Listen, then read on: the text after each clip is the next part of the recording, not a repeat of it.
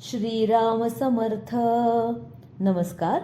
मी प्रिया श्रीनिवास जोग सर्व श्रोत्यांना सादर वंदन करीत आहे. मनाचे श्लोक क्रमांक 189 आज आपण पाहणार आहोत. श्लोक असा आहे: मही निर्मिली देवतो ओळखावा, जया पाहता मोक्ष तत्काळ जीवा, तया निर्गुणा लागी गुणी पहावे, परिसंग सोडून सुखे रहावे. जय जय रघुवीर समर्थ. अर्थ असा आहे की ज्या देवानं हे जगत निर्माण केलं त्याचं ज्ञान करून घ्यावं. ते ज्ञान झाल्याबरोबर जीव मुक्त दशेत जातो. तो देव निर्गुण आहे, पण त्यास त्रिगुणाच्या पसाऱ्यात बघावं. दृश्यामध्ये खरेपणाच्या भावनेनं न गुंतता स्वानंदात राहावं. आता मही निर्मिली देव तो ओळखावा. मही म्हणजे ही पृथ्वी. या पृथ्वीची म्हणजे आपण पृथ्वीवरच्या समस्त ह्या जीवसृष्टीचं असं आपण एक संक्षिप्त रूपात तो शब्द घेतो ना, की पृथ्वीची निर्मिती कोणी केली. वास्तविक पृथ्वी हा तर एक सूर्याच्या संपूर्ण या आकाश गंगेतला एक छोटासा ग्रह आहे, पण अन्य कुठल्याच ग्रहांवर जीवसृष्टी शक्य नाही. ते भाग्य फक्त पृथ्वीच्याच नशिबी आलेले आहे.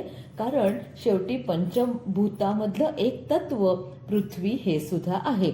आता लहानपणी आठवतंय आपल्याला छोट्या मुलांना गमतीचा खेळ असायचा की कोंबडं अधि का अंड अधि.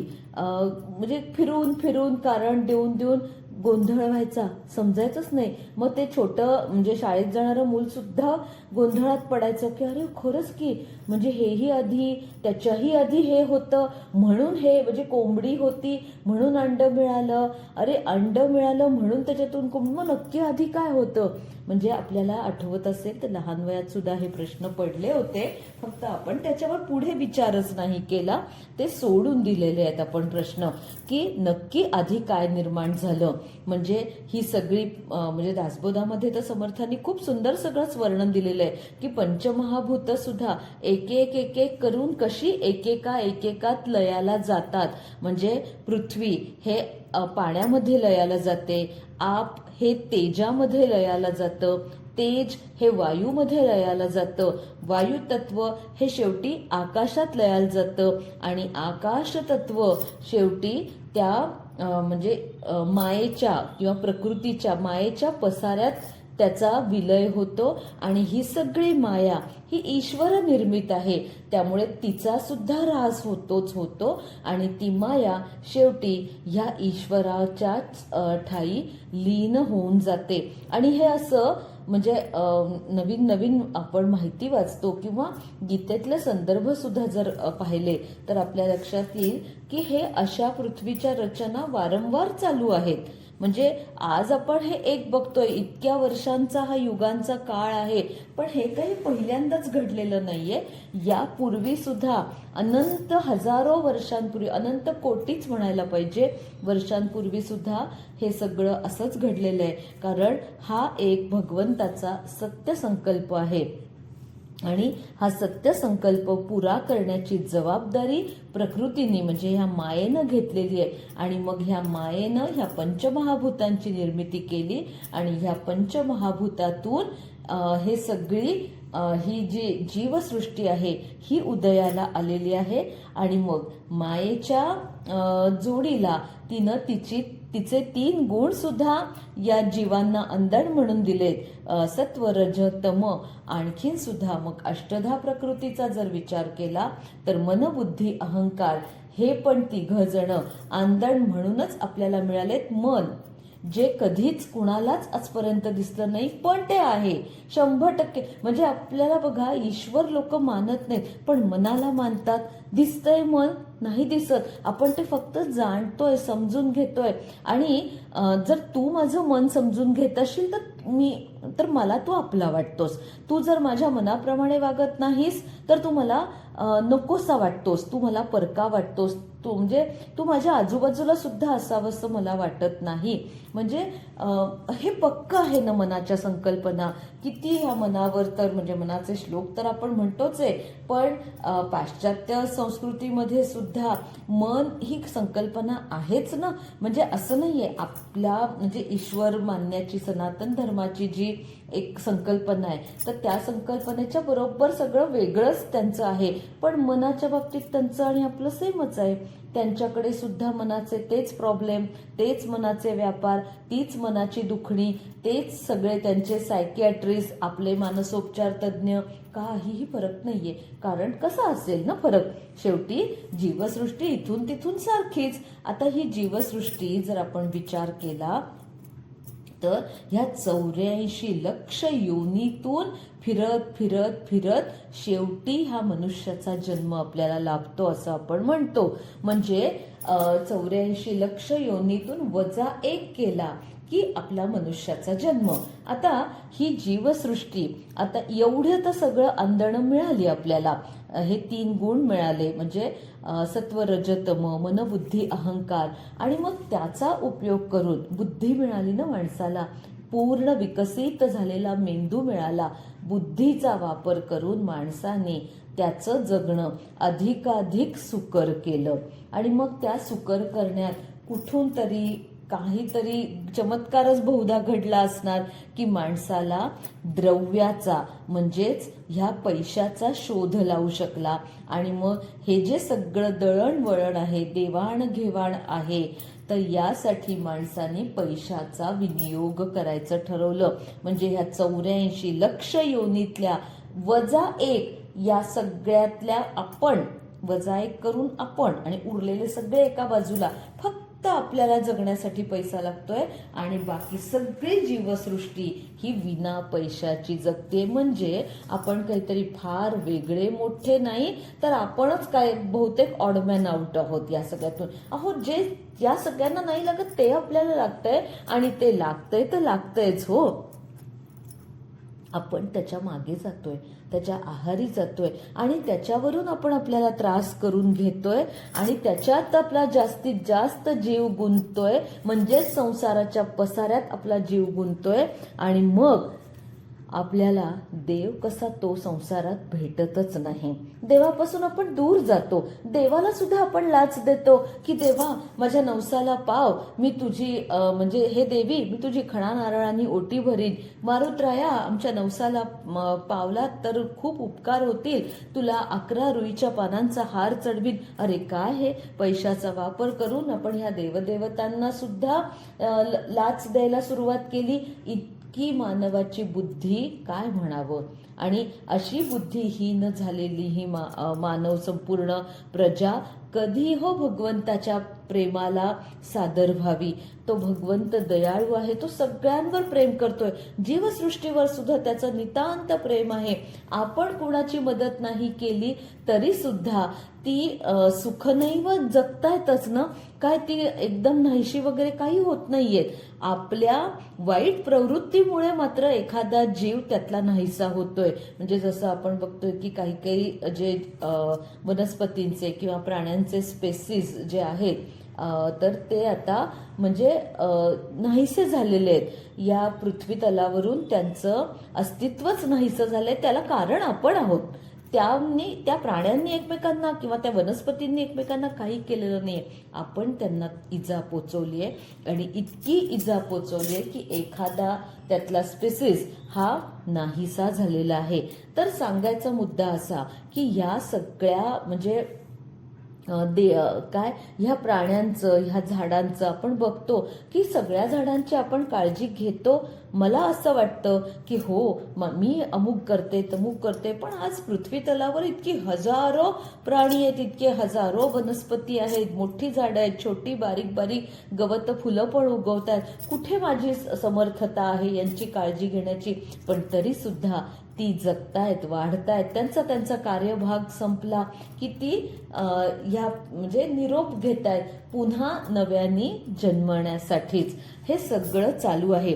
मही निर्मिली देव तो ओळखावा. मग ह्या जीवसृष्टीची ही अशी निर्मिती ही अखंड चालू आहे. म्हणजे बघा गंमत म्हणून सांगते, मध्यंतरी माझ्या बहिणीकडून एक छोटंसं तुळशीचं रोप आलं होतं. तर ते रोप मी जरा बऱ्यापैकी एका मोठ्या कुंडीत लावलं, आणि लावल्यानंतर एक 8 दिवसांनी मला लक्षात आलं की त्या कुंडीत एक छोटंसं टोमॅटोचं रोप आलेलं आहे. आता उत्सुकता वाटली, बरं असू देत, सगळ्याची हौस आहे, वाढेल तर वाढू दे. कारण तसंही मी ठरवून ते वाढायचंय की नाही हे मला माहितीये, माझ्यावर नाहीच आहे ना त्याचं वाढणं किंवा न वाढणं. हा, मी काळजी घेणं माझ्या हातात आहे, पण त्या रोपांनी वाढायचं की नाही हे ते रोप आतून ठरवतं. मी म्हटलं असू देत, वाढू देत, तर त्याला खरं किती वाढतंय बघूया. आणि बघता बघता ते तुळस काही फार वाढली नाही, ती आहे तेवढीच राहिली, पण टोमॅटोचं रोप बघता बघता दिवसेंदिवस तरारायला लागलं आणि इतकं छान वाढलं. मला आठवतंय साधारण 1 महिन्याभरात त्याला छोटे छोटे 2-4 टोमॅटो पण लागले. माझी लेक सुद्धा इतकी खुश झाली. आम्ही रोज अगदी निरीक्षण करायचो, कितीतरी सारे फोटो काढले त्याचे, आणि 1, 2, 3 हळूहळू टोमॅटो मोठे व्हायला लागले. बघता बघता एक एक टोमॅटो पिकायला पण लागला. आणि अगदी जेव्हा असा तो सीझन होता, मला एवढं नक्की नाही आठवत आता, पण तेव्हा टोमॅटो खूप महाग झालेले होते बाजारात. त्यावेळेला माझ्या त्या कुंडीतल्या टोमॅटोला रोज 1-2 टोमॅटो, आणि छान मोठा टप्पोरा टोमॅटो व्हायचा आणि छान झाडावरच तो लालबुंद व्हायचा. मग तो आम्ही काढायचो. मोजून 18वा खूप छोटासा पिट्टुकला राहिला होता. एवढे टोमॅटो त्या झाडाने दिले आणि मग त्या झाडाने एके दिवशी अचानक निरोप घेतला.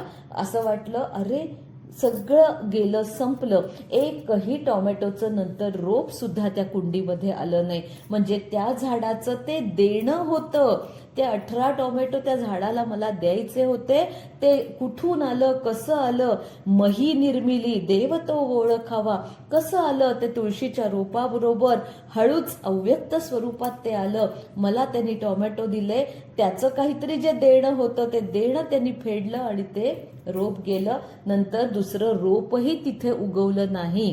खरोखर चमत्कार. आता रोप उगवण्यासाठी कदाचित एखादा तो टोमॅटो तिथे म्हणजे झाडावरून गळून पडायला हवा होता, त्याचं बी पडायला हवं होतं, काय असेल ते असेल, ठाऊक नाही. म्हणजे मला आता हा श्लोक वाचताना अचानक त्या गोष्टीची आठवण झाली की मही निर्मिली देव तो ओळखावा, की खरंच ही मही म्हणजे ही पृथ्वी, ही जीवसृष्टी ही त्या भगवंतांनी निर्माण केली आहे. त्याला तुम्ही ओळखा. तुम्ही नाहीच काही करू शकत आहे आणि तुमच्या म्हणण्यावर काहीही नाहीये. तुमच्या इच्छेवरच सगळंच चाललं असतं ना, तर मग काय हवं होतं. हां, काही अंशी प्रमाणात तुम्ही एखाद्या गोष्टीला चांगलं वाढवण्यासाठी नक्की मदत करू शकता, तर काही अंशी तुम्ही विध्वंसही करू शकता. पण अखेर शेवटच्या क्षणाला त्याची काय परिणती व्हायची हे तुमच्याही हातात नसतं. म्हणजे सगळं गेलं तरी एक एवढंसं काहीतरी राहतं ना, त्या राखेत एक एवढासा निखारा धुमसत राहतो आणि त्या धुमसलेल्या निखाऱ्यामधून सुद्धा पुन्हा अग्नी प्रज्वलित होऊ शकतो. हे तुमच्या हातातच नसतं. एक ठिणगी एवढीशी जर त्या गवताच्या भाऱ्यावर पडली तर सगळा भारा धडाधड पेटतो, भस्मसात होतो आणि मातीमध्ये मिसळून जातो. काय तुमच्या हातात काहीच नाही, काहीच तुम्ही करू शकत नाही. आणि मग असं जर हे सगळं देवाचं कार्य आहे, याच्यात कुठे राहिलं फिजिक्स, कुठे राहिलं केमिस्ट्री, कुठे राहिलं सगळी ॲस्ट्रॉनॉमी, कुठे राहिलं खगोलशास्त्र, कुठे कुठे गेलं सगळी शास्त्र सुद्धा. लक्षात ठेवा की तिथे ती तोकडी पडतात. त्याच्याही पलीकडे जाऊन काहीतरी अनाकलनीय घडत असतं. व्यक्त अव्यक्त हा सगळा खेळ, हा सगळा चालूच राहतो. आणि म्हणूनच या आधी कारणाचं कारण शोधायचं म्हटलं तर कठीण जातं. कारण व्यक्तातून पुन्हा अव्यक्त, अव्यक्तातून पुन्हा व्यक्त. मग ह्याचं सुरुवातीचा आरंभ बिंदू कुठला, कसा ठरवणार, तो ठरवता येतच नाही. म्हणूनच ईश्वर हा स्वयंभू आहे असं आपल्याला मानावं लागतं. अशा आपल्या देवळातून बघा अनेक मूर्ती असतात की ज्या आपण म्हणतो स्वयंभू आहेत. म्हणजे कधी कधी एखादी मूर्ती अगदी घडवलेली कोरीव अशी आपल्याला एखाद्या जलप्रवाहात मिळते, एखाद्या उत्खननात मिळते, मग आपण म्हणतो की स्वयंभू आहे. कधी कधी असं होतं की काही मी अशी चरित्र वाचलेली आहेत की देऊळ बांधायचं ठरलेलं आहे, स्वप्नामध्ये दृष्टांत दिलेला आहे. आता मूर्ती कशी घडवायची, तर स्वप्नामध्ये असा दृष्टांत मिळतो की जलप्रवाहातून एक शिळा वाहत येईल आणि त्या शिळेला अमुक अमुक आकार द्यावा आणि ती शिळा म्हणजे मूर्ती म्हणून तिथे स्थापन करावी. मारुतरायांच्या वगैरे तर काही काही मूर्ती आपल्याला ठाऊक आहे की खरोखर स्वयंभू असतात. गणपती बाप्पा स्वयंभू असतात. नर्मदेतले जे काही गोटे आपण म्हणतो तर त्याच्यामध्ये गणपतीचं रूप खरंच असतं. म्हणजे किंवा शाळीग्राम जे असतात तर ते सुद्धा स्वयंभूच असतात. मग हे सगळं ह्या पृथ्वी तलावर मिळतं. हे स्वयंभू पण असणं, ह्याच्यात आपलं काहीही नसतं, काहीच कौशल्य नसतं. उलट ते तिथे आहे हे सुद्धा ठाऊक नसतं. कधी कधी संतांचा तिथे वावर झाला, संतांचा तिथे प्रवेश झाला त्या स्थानामध्ये, तर या गोष्टी उजेडात येतात. म्हणजे पुन्हा काय झालं, ते अव्यक्त होतं ते व्यक्त झालं. कोणामुळे? एखाद्या संतांच्या तिथल्या वास्तव्यामुळे. म्हणजे हा सतत खेळ ह्या सृष्टीमध्ये चालूच राहतो. म्हणजे निर्गुण आणि गुण म्हणजे सगुण, की काहीच नाहीये पण तरी काहीतरी आहे, काहीतरी आहे पण तरीही काहीच नाहीये. हे जे सतत चालू आहे ना, हे अखंड चालू राहतं. आणि म्हणूनच ह्या ईश्वराचा साक्षात्कार ही जीवनामध्ये अत्यंत महत्वाची गोष्ट असते आणि जी संतांना लाभते. त्यांचा जीव संपूर्ण ज्ञानी होतो आणि त्या ज्ञानाचा स्वाभाविक परिणाम म्हणून तो जीव मुक्त सुद्धा होतो. आता या विश्वामध्ये आणि ईश्वरामध्ये मुळात काही फरक आहे का? कारण हे सगळं विश्व म्हणजेच त्या ईश्वराचा चिदविलास आहे. चिदविलास हा शब्द ज्ञानेश्वर माऊलींनी ज्ञानेश्वरीमध्ये वापरलेला आहे की ईश्वराचा जो सगळा आपण म्हणूयात ना अवतार म्हणजेच ही सगळी सृष्टी आहे, हे सगळं विश्व आहे, त्याचा हा चिदविलास आहे. आणि हे जे ईश्वर आहे, या ईश्वराचं एक सुंदर स्वप्न म्हणजे विश्व आहे आणि ते स्वप्न साकार त्यांनी केलंय म्हणून या विश्वाची इतकी सुंदर निर्मिती झाली आहे. आता स्वप्नावरून आपल्याला बघा, आपल्याला पण स्वप्न पडतात, हो की नाही? आणि मग पण ती स्वप्न कशी रात्रीच्या वेळेला पडतात त्याची मीमांसा वेगळी, पहाटेच्या वेळेला पडली त्याची मीमांसा वेगळी. दिवा स्वप्न म्हणजे दिवसा पडलेली तर कधीच खरी होत नाही. आणि जे ध्येयवादी असतात ते तर काय म्हणतात की स्वप्न असं पडलं पाहिजे की जे त्या डोळ्यांमध्ये झोपच येऊ देणार नाही, असं स्वप्न साकारण्यासाठी ते संपूर्ण आयुष्य पणाला लावतात. भारतीय स्वातंत्र्य सैनिकांनी दिवा स्वप्न पाहिलं. काय होतं त्या स्वप्नामध्ये की या भारत मातेला स्वातंत्र्य प्राप्त करून द्यायचं आणि इथे एक मोकळा श्वास प्रत्येक भारतीयांनी घ्यावा, हे ते त्यांचं स्वप्न. आणि त्या स्वप्नापायी त्यांच्या डोळ्यातली झोपच उडाली होती. खरंय की नाही? आणि आपली स्वप्न काय माहिती, झोप येत नाही, दिवसभर मनी वसे ते स्वप्नी दिसे, उलट सुलट विचार विचार विचार. आणि मग रात्री काहीतरी अलती भलती स्वप्न पडतात. स्वप्न दोन प्रकारची असतात, शुभ स्वप्न, अशुभ स्वप्न. आणि बऱ्याच वेळेला असं होतं की स्वप्न पडतं आणि आपल्याला एकदम जाग येते आणि जाग आली की ते स्वप्न तुटतं. आता जर त्या क्षणी आपल्याला ते आठवलं, बऱ्याच वेळेला आठवतच नाही, पण जर आठवलं तर आठवल्यावर आपल्याला असं लक्षात येतं की बापरे, आत्ता जे काही पाहिलं ते काहीतरी भयानक पाहिलं, पण थँक गॉड लगेच आपण म्हणतो ठीक आहे बरं झालं, पण ते स्वप्न होतं, नाहीतर असा सरसरून दरदरून काटा आला, घाम फुटला, अशी तोंडाला कोरड पडली आणि जाग आली. हो बघते तर एक दीर्घ श्वास घेतला की बापरे, जे मी आत्ता भयानक पाहिलं ते सगळं स्वप्न होतं. देवा परमेश्वरा, हे असलं दुःखद स्वप्न खरं नको रे करूस, म्हणून आपण प्रार्थना करतो आणि एक सुटकेचा निश्वास टाकतो. आपल्याला थोडंसं आनंदही होतो की जे मी आत्ता पाहिलं ना ते सगळं स्वप्न आहे, म्हणजे ते खोटं आहे, यातलं काहीच खरं होणार नाही, कारण मी आता प्रार्थना करणार आहे. कोणाची प्रार्थना करणार आहे? मी परमेश्वराची प्रार्थना करणार आहे. त्याला मी पुन्हा साकडं घालणार आहे ना की जे मी बघितलं स्वप्नातलं ते नको बाबा खरं होऊन देऊ. आणि समजा स्वप्न शुभ पडलं, अगदी सुंदर, म्हणजे तरुण वयातलं तरुण सुलभ स्वप्न, गोड स्वप्न पडलं, तरी सुद्धा जागल्यानंतर म्हणतो काय वा, सुंदर स्वप्न बघितलं, आहा हा हा. म्हणजे काहीही असो, स्वप्नामध्ये हत्ती पाहिला, स्वप्नामध्ये कमळाची उमललेली सुंदर फुलं पाहिली, असं वाटतं वा, हे स्वप्न खरं व्हावं नाही का. म्हणजे आपल्याला शेवटी इच्छा काय असते बघा, की चांगलं व्हावं, चांगलं व्हावं. आणि अर्थातच मग ईश्वराचं सुद्धा जे स्वप्न आहे, तर ते स्वप्न त्यांच्यासाठी जेव्हा त्यांनी पाहिलं, तेव्हा त्यांच्यासाठी ते स्वप्न चांगलंच होतं ना. आपण खराब केलंय ते सगळं. आणि मी मगाशी जो मुद्दा म्हटला ना, की पैशाच्या जोरावर आपण खराब केलंय. आपण ह्या सगळ्या भेद, जातीभेद किंवा ह्या सगळ्या गोष्टी, सुष्ट दुष्ट, हे सगळं अनाचार, स्वैराचार, हा सगळा हिंसाचार, हे सगळं आपण निर्माण केलं. आणि ह्या पृथ्वीचा, म्हणजे काही काही वेळेला आपण म्हणतो की या पृथ्वीचा नरक बनवणारे आपणच आहोत. ईश्वराने जे पाहिलं ते अतिशय सुंदर स्वप्न होतं. प्राण्यांच्या बाबतीत असं काहीच घडत नाही. ते सगळे सुखनैव जगत असतात आणि त्यांच्यासाठी एक एक प्राणी हा एकमेकांचं भक्ष्य असतं. अन्न साखळी आहे, फूड चेन असते. त्यामुळे ते खातात, मोकळे होतात. त्याचा त्यांना पापपुण्य नाही, त्याचं त्यांचं कर्म नसतं, त्या कर्माचा दोष नसतो, काही नसतं.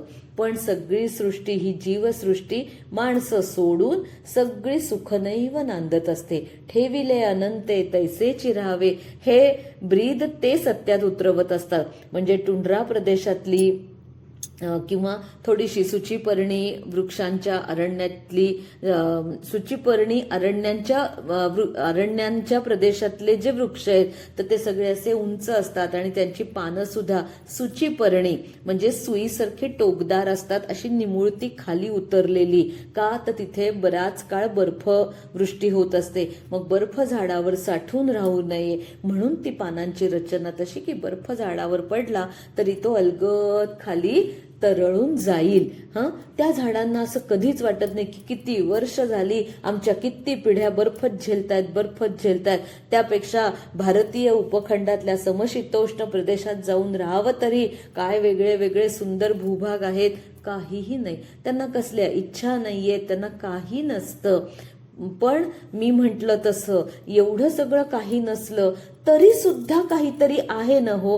ते टोमॅटोचं झाड, म्हणजे मला खूप त्या झाडाने विचार करायला लावला की वन टाइमच ते झाड येतं काय, 18 टोमॅटो मला देऊन जातं काय, नंतर काही नाही. आणि नंतर काय, मलाही असं कधी वाटलं नाही की एखादा असा म्हणजे टोमॅटोचा चिरलेला भाग वगैरे एखाद्या कुंडीत टाकावा, बघावा आलं चुकून टोमॅटोचं रोप, काही नाही.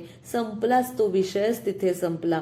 म्हणजे त्याचंही काहीतरी देणं होतं. पण तरी सुद्धा ती जीवसृष्टी आपण सोडून सगळी सुखनैव नांदत असते. त्यांचा सुद्धा संवाद ईश्वराबरोबर होतच असतो. आपण म्हणतो ना की नवीन एवढंसं अंकुरलेलं जे रोप वरती येतं, त्याची अशी 2 अशी छान पानं असतात. किती सुंदर त्याचं वर्णन करतात ना, की ती 2 पानं जणू काही वारा आला की एकमेकाला अशी चिकटतात, जणू काही विठ्ठल विठ्ठल म्हणत ती टाळीच वाजवत असतात.